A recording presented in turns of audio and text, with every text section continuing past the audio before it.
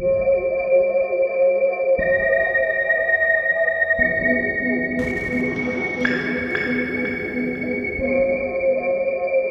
दिन एक छोटे से गांव में एक बच्चा था जिसका नाम जबरान था। जबरान हमेशा नई जगहों की तलाश में रहता था और उसकी सबसे पसंदीदा जगह पुरानी हवेली थी, जिसके बारे में कहा जाता था कि वहां एक रूह रहती है। गांव के बच्चे इस हवेली के बारे में कहानियां सुनाते थे कि जब रात होती है तो वहां एक सियाह साया दिखाई देता है जो सबको डरा देता है। लेकिन जबरान को उन कहानियों से डर नहीं लगता था। उसने फैसला किया कि वो एक रात उस हवेली में जाएगा। एक रात जब चांद पूरी तरह चमक रहा था, जबरान अपनी टार्च के साथ हवेली की तरफ बढ़ा। जैसे ही वो हवेली के करीब पहुंचा, हवा तेज हो गई और दरख्तों के पत्ते फड़फड़ाने लगे। जबरान ने दिल में सोचा, मैं खौफजदा नहीं हूं, और उसने हवेली का दरवाजा खोल दिया। अंदर दाखिल होते ही इसने देखा कि सब कुछ बहुत प्रासरार था। दीवारों पर पुरानी तस्वीर थीं और कमरे में एक अजीब सी खामोशी थी। अचानक जबरान को एक सरगोशी सुनाई दी। वो घबरा गया, मगर उसने हिम्मत नहीं हारी। वो सरगोशी की तरफ बढ़ा। सरगोशी कह रही थी, मुझे मदद करो।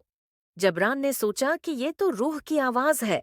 वो कमरे के अंदर गया और देखा कि एक सियाह साया उसके सामने खड़ा है। वो रूह थी।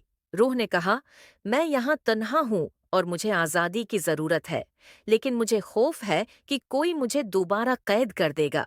जबरान ने पूछा, आपको क्या करना होगा? रूह ने जवाब दिया, मुझे एक चीज चाहिए जो मेरे दिल के करीब थी। अगर तुम मुझे ये चीज वापस ला सकते हो तो मैं आजाद हो जाऊंगी। जबरान ने पूछा, वो चीज क्या है? रूह ने बताया कि वो एक चमकती हुई लटक है जो हवेली के पछले बागीचे में खो गई थी। जबरान ने सोचा, मुझे ये करके देखना होगा।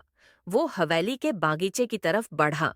जैसे ही वो बागीचे में पहुंचा, इसने देखा कि वहां एक बहुत पुराना दरख्त है और उसके नीचे कुछ चमकता हुआ था। वो वहीं झुक गया और लुटक उठा ली।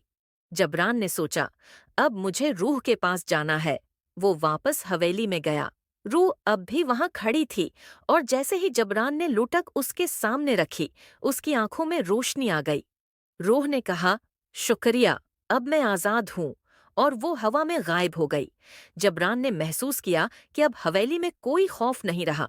वो हंसते हुए बाहर आया और सोचा कि उसने एक खौफनाक जगह को खुशी की जगह बना दिया। दोस्तों, ये थी हमारी कहानी, रूह की आज़ादी की। उम्मीद है कि आपको ये पसंद आई होगी। अगर आपको मज़ीद कहानियाँ सुननी है तो हमारे चैनल को सब्सक्राइब करें और बेल आइकन दबाना न भूलें। फिर मिलेंगे एक नई खौफनाक कहानी के साथ। खुदा हाफिज।